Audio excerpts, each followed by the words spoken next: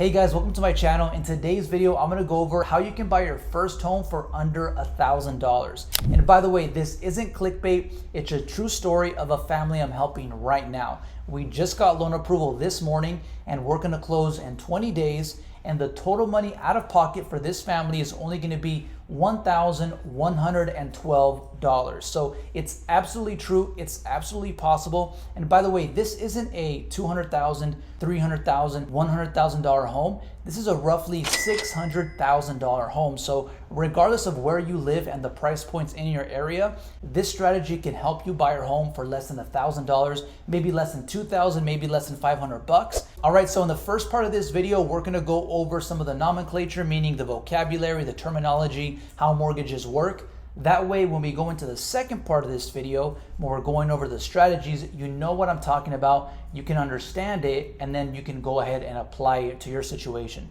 So that's how the video is gonna be split up. Let's go ahead and hop right in. All right, so the first thing I wanna go over here in part one is something known as the cash to close. And the reason this is important is because when we're talking about buying a home for little to no money, we're essentially referring to something called the cash to close, which is the total money out of pocket. Because you can buy a home with 0% down and still have to come in with money, because a cash to close, the total out of pocket when you're getting a home, consists of the down payment and also the closing costs. So let's start by going over the down payment and then we'll go over the closing costs. So the down payment is the first half of the cash to close, and this is something that's determined by the loan program that you're going to be using. For example, for FHA, it's a minimum down payment of 3.5% down. For conventional, it's 3 or 5% down. For non-QM loans like bank statement, jumbo, ITIN, it can be anywhere from 10 to 20% down. So that's essentially your down payment. And when you're getting a down payment assistance program, that bank or that organization is essentially covering that minimum down payment. And typically they're applied to FHA or conventional loans. So anytime you see a down payment assistance program on the news, on TikTok, on social media, 99% of the time it's gonna be an FHA or conventional loan that it's being applied toward, right? So let's say it's an FHA loan that's down payment assistance. That organization or that bank is gonna help you with 3.5% for that FHA loan. Another important point about the down payment is that it can only be paid for by yourself, a family member, or the bank organization giving you that down payment assistance program. All right, so now let's go over the closing costs, which are the second half of the cash to close. So the closing costs are basically the paperwork fees.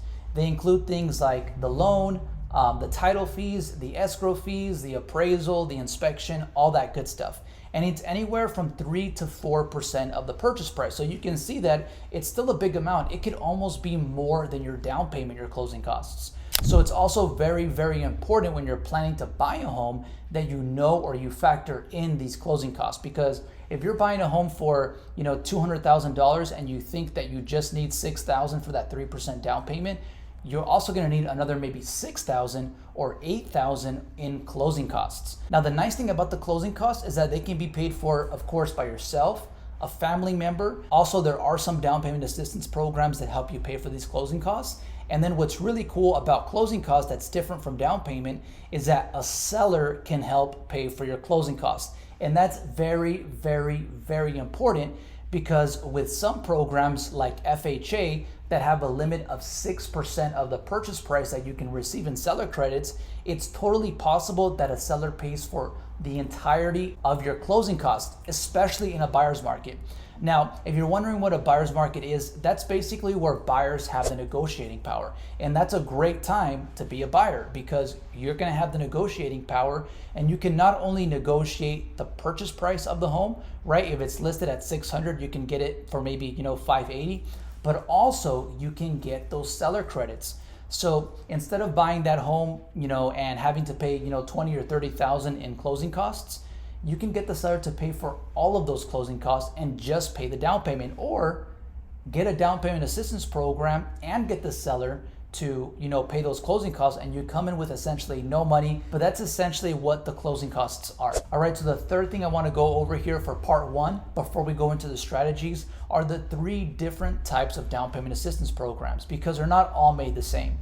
The first and the most common are the loans, meaning the bank's going to give you $20,000, $30,000, $40,000, but you have to pay that money back when you go to sell the home or refinance. These I don't necessarily recommend because they're loans, and sometimes you have to pay that back with interest. The second type, which are a little bit better, are the forgivable loans, meaning after a year, maybe 3 years, maybe 5 years, they forgive the loan, you don't have to pay it back. And then the third one, which are the best, are the grants, meaning it's free money, right? You get the home, it's free money, you don't have to worry about paying it back or any of those things. So those are the 3 different types of down payment assistance.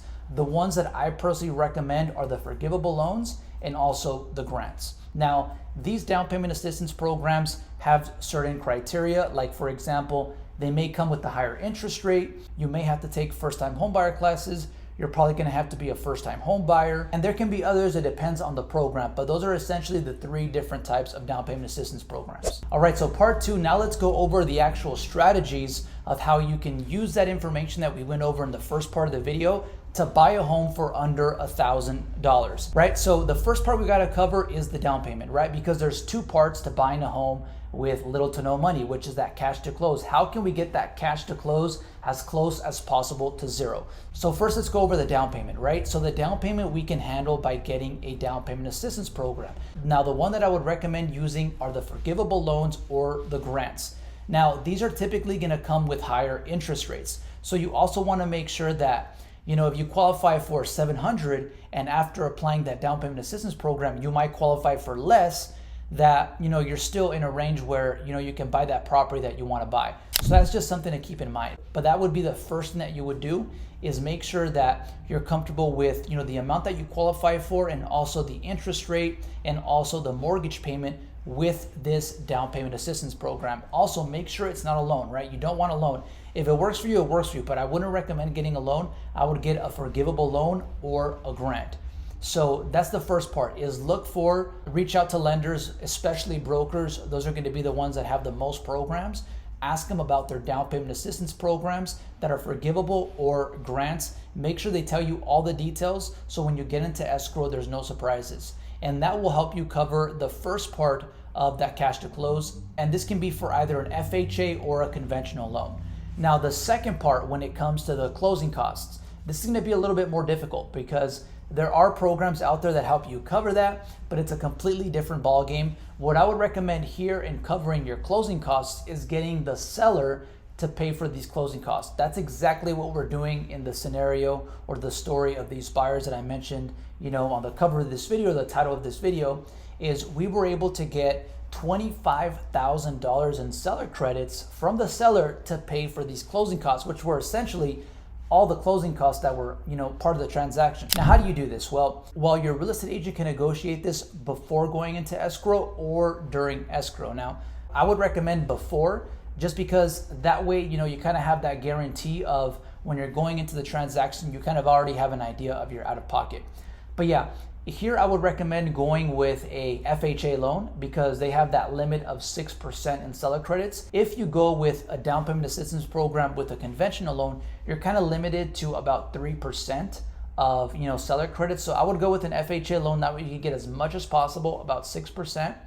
And one thing that you can also do and mention to your real estate agent, if possible, they have to do their research, by the way, on this, is maybe you can offer a little bit more on the purchase price and then ask for more seller credits, right? Which essentially means you'll be financing those seller credits. So here's an example that we actually use with these buyers. The property was on the market for $550 and we offered $565. So we offered $15,000 above asking.